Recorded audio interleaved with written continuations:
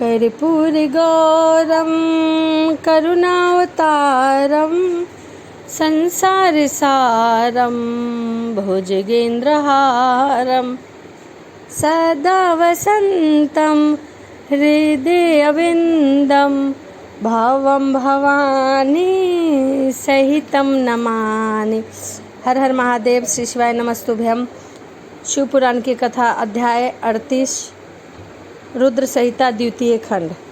सूत जी कहते हैं, महर्षि अमित बुद्धिमान ब्रह्मा जी कही हुई बात सुनकर द्विज श्रेष्ठ नारद दुविधा में पड़ गए हैं। उन्होंने प्रसन्नता पूर्वक प्रश्न किया है। नारद जी ने पूछा, पिताजी आप भगवान विष्णु जी को शिव जी छोड़कर अन्य देवताओं के साथ दक्ष के यज्ञ में क्यों चले गए, जिसके कारण वहां उनका तिरस्कार हुआ? क्या वे प्रलयकारी पराक्रम वाले भगवान शंकर नहीं थे? फिर उन्होंने अज्ञानी पुरुष की भांति रुद्र गणों के साथ युद्ध क्यों किया? करुणा निधान, मेरे मन में यह सब बड़ा संदेह उठ रहा है। कृपा करके आप इस संदेह का नष्ट करिए और प्रभु मन में उत्साह पैदा करने वाले शिव चरित्र को कहिए। ब्रह्मा जी कहते हैं, नारदपुर काल में राजा शुभ की सहायता करने वाले श्री हरि दधीचि मुनि ने श्राप दिया था, जिससे उस समय उस बात को भूल गए थे और दूसरे देवताओं के साथ वह दक्ष के यज्ञ में चले गए थे। दधीचि ने क्यों श्राप दिया था, इसकी कथा सुनो। प्राचीन काल में शु नाम के प्रसिद्ध एक महातेजस्वी राजा हुआ करते थे। महाप्रभावशाली मुनीश्वर दधीचि के मित्र थे। दीर्घकाल की तपस्या से प्रसन्न से शु और दधीचि में विवाद आरंभ हो गया। तीनों लोकों में महान अनर्थकारी रूप में विख्यात हुआ। उस विख्यात में को वेद के रूप में हुआ, इसमें कोई संशय नहीं है। महामुने दधीचि की यह बात सुनकर धन वैभव के मंद से मोहित हुए राजा भुवन ने उसका इस प्रकार प्रतिपादन किया। शु बोले, राजा इंद्र आदि 8 लोकों के स्वरूप को धारण करता है। वह समस्त वर्गों और आश्रम का पालन एवं प्रभु, इसीलिए राजा ही सबसे श्रेष्ठ माना गया है। राजा की श्रेष्ठता का प्रतिपादन करने वाली श्रुति भी कहती है कि राजा सर्वदेवमय है। इस विवेचना से ब्रह्मा जी की अपेक्षा राजा ही श्रेष्ठ सिद्ध होता है, क्योंकि मैं सर्वथा आपके लिए पूजनीय हूँ। राजा ध्रुव का यह मत सुनकर स्मृतियों के विरुद्ध था। इसे सुनकर भृगुकुल भूषण मुनि श्रेष्ठ दधीचि को बड़ा क्रोध आया। उन्होंने अपने गौरव का विचार करके कुपित हुए महातेजस्वी दधीचि ध्रुव के मस्तक पर बाएं मुक्के से प्रहार किया। उनके मुक्के से मार खाकर ब्राह्मण के अधिपति कुपित बुद्धि वाले शु अत्यंत कुपित हो गए और गरज उठे। उन्होंने व्रज से दधीचि को काट डाला। उस व्रज के आहत से भृगुवंशी दधीचि पृथ्वी पर गिर गए। भार्गवंशधर दधीचि गिरते समय शुक्राचार्य के नामों का स्मरण किया। योगी शुक्राचार्य ने आकर दधीचि ऋषि के कटे हुए शरीरों को तुरंत जोड़ दिया। इसके पश्चात भगवान शिव पूजन करके तुम्हारे श्रुति प्रतिपादित महामृत्युंजय नामक श्रेष्ठ मंत्र का उपदेश दिया। उन्होंने कहा, ओम त्र्यंबकं यजामहि सुगंधिं पुष्टिवर्धनम् उर्वारुकमिनवन्दनात् मृत्योर्मुक्षीयमामृताम्।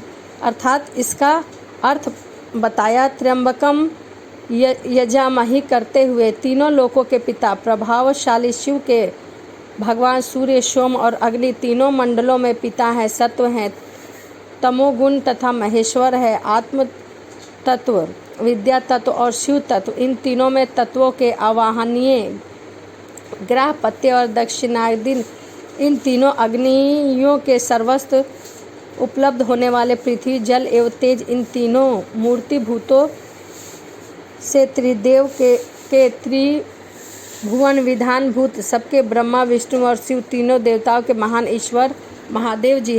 मंत्र का द्वितीय चरण सुगंधिम पुष्टिवर्धनम। जैसे फूलों में उत्तम गंध होती है, उसी प्रकार से भगवान शिव संपूर्ण भूतों में, तीनों गुणों में, समस्त कृत्याओं में, इंद्रियों में, अन्य देवताओं में, गणों में उनके प्रकाश से सारभूत आत्मा के स्वरूप में व्यतीत है। अतः एवं सुगंध युक्त एवं संपूर्ण देवताओं के ईश्वर हैं। सुगंधिम पद की व्याख्या हुई है। अब पुष्टिवर्धनम की व्याख्या सुनिए। उत्तम व्रत का पालन करने वाले द्विज श्रेष्ठ महामुनि नारद उन अंतर्यामी पुरुष शिव के प्राकृतिक का पोषण होता है।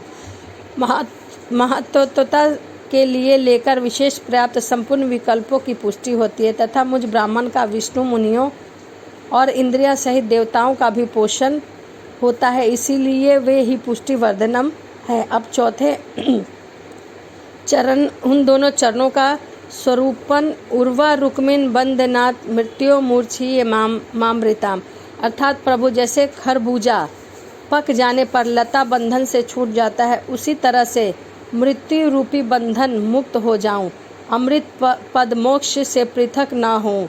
हे रुद्रदेव, अमृत स्वरूप है जो पुण्य कर्म से, तपस्या और योग से अथवा ध्यान से उनकी व्याख्या करता है, उसे नूतन जीवन प्राप्त होता है। इस सत्य के प्रभाव से भगवान शिव स्वयं ही भक्त और मृत्यु के सूक्ष्म बंधन से मुक्त कर देते हैं, क्योंकि वो भगवान ही बंधन और मोक्ष देने वाले हैं। ठीक उसी तरह जैसे उर्वा रुक्मिन अर्थात ककड़ी का पौधा अपने फल को स्वयं ही लता से बंधन से मुक्त रखता है और पक जाने पर स्वयं ही उसके बंधन से दूर हो जाता है।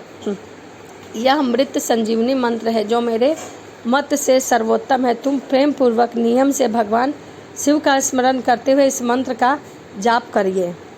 मैं भगवान शिव का ध्यान बता रहा हूँ, जिसके अनुसार उनका चिंतन करके मंत्र जप तप करने चाहिए।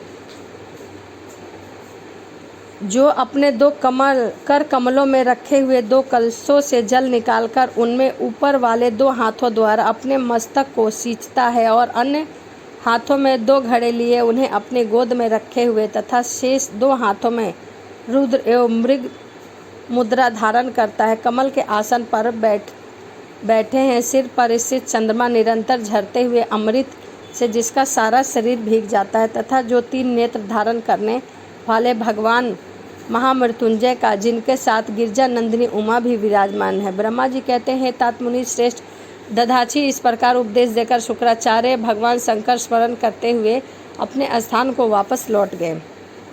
उनकी यह बात सुनकर महामुनि दधीची बड़े प्रेम से शिवजी का स्मरण करते रहे और वन में गए, जहाँ जाकर उन्होंने महामृत्युंजय मंत्र का जाप किया और शिव का चिंता करते हुए दीर्घ काल तक उस महामृत्युंजय जाप की तपस्या भगवान शिव की आराधना करके दधीची मुनि महामृत्युंजय शिव को संतुष्ट किया। महामुनि जब से प्रसन्नचित हुए, भक्त वत्सल भगवान शिव दधीची के प्रेम वश उनके सामने प्रकट हो गए। अपने आराध्य को प्रकट देखकर उनके दर्शन करके मुनीश्वर दधीची बहुत प्रसन्न हुए। उन्होंने विधि पूर्वक प्रणाम करके भगवान को दोनों हाथ जोड़े और भक्ति भाव से शंकर को दंडवत प्रणाम किया और कहा, हे मुनि के प्रेम से प्रसन्न हुए शिव कुमार दधीची ने कहा, तुम वर मांगो। भगवान शिव का यह वचन सुनकर भक्त शिरोमणि दधीची दोनों हाथ जोड़कर नतमस्तक हो भक्त वत्सल शंकर से बोले। दधीची ने कहा, हे देव महादेव, मुझे 3 वर दीजिए।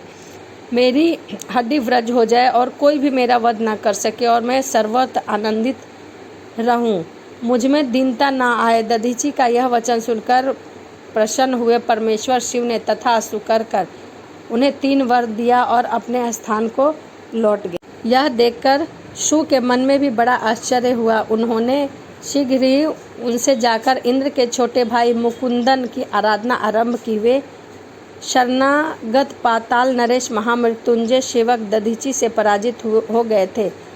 भू की पूजा से गरुड़ ध्वज भगवान मधुसूदन बहुत संतुष्ट हुए। उन्होंने राजा को दिव्य दृष्टि प्रदान की। उस दृष्टि से ही जनार्दन देव का दर्शन करके उन गरुड़ ध्वज को वन में प्रणाम किया और प्रिय वचनों द्वारा उनकी स्तुति की। इस प्रकार देवेश्वर आदि प्रसन्नचित हुए और अजय ईश्वर श्री नारायण का पूजन किया। राजा बोले, भगवान दधीची नाम से प्रसिद्ध एक ब्राह्मण जो धर्म के ज्ञाता थे, उनके हृदय में विनायक का भाव है। वे पहले मेरे मित्र थे। इन दिनों रोग शोक रहित महामृत्युंजय महादेव की आराधना करके वे उन्हीं कल्याणकारी शिव के प्रभाव से समस्त अस्त्र शस्त्रों द्वारा सदा के लिए अवधेय हो गए हैं। एक दिन उन महातपस्विनी दधीची ने भरी सभा में आकर अपने बाएं पैर से मेरे मस्तक पर बड़े वेग से अवहेलना पूर्वक प्रहार किया और बड़े गर्व से कहा कि मैं किसी से नहीं डरता।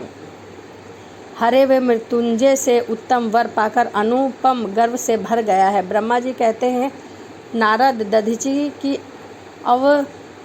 ध्यंत का प्रचार श्री हरि महादेव जी के अतुलित प्रभाव का स्मरण है। राजा बोले, राजेंद्र, ब्रह्मा को कहीं थोड़ा सा भी भय नहीं है। भूपति रुद्र भक्त के लिए तो भय नाम की कोई वस्तु ही नहीं है। फिर मेरा ध्यान भी उत्थान होगा। महाराज, इसीलिए मैं तुम्हारे साथ रहकर कुछ करना नहीं चाहता। मैं अकेला ही तुम्हारे लिए दधीची को जीतने का प्रयत्न करूंगा। भगवान विष्णु का यह वचन सुनकर शुभ बोले, बहुत अच्छा, ऐसा ही हो। ऐसा कहकर वे उस कार्य के लिए मन ही मन उत्सुक हो प्रसन्नता पूर्वक वहीं ठहर गए। शिव महापुराण की कथा अध्याय 38 यहीं समाप्त होता है। अध्याय 38 खंड संहिता। शिव पुराण की कथा अध्याय 39 अगली वीडियो में बताऊंगी। तो इसी के साथ चलिए वीडियो को समाप्त करते हैं। चलिए मिलते हैं अगली वीडियो में। हर हर महादेव, जय शिव शंभू, श्री शिवाय नमस्तुभ्यम।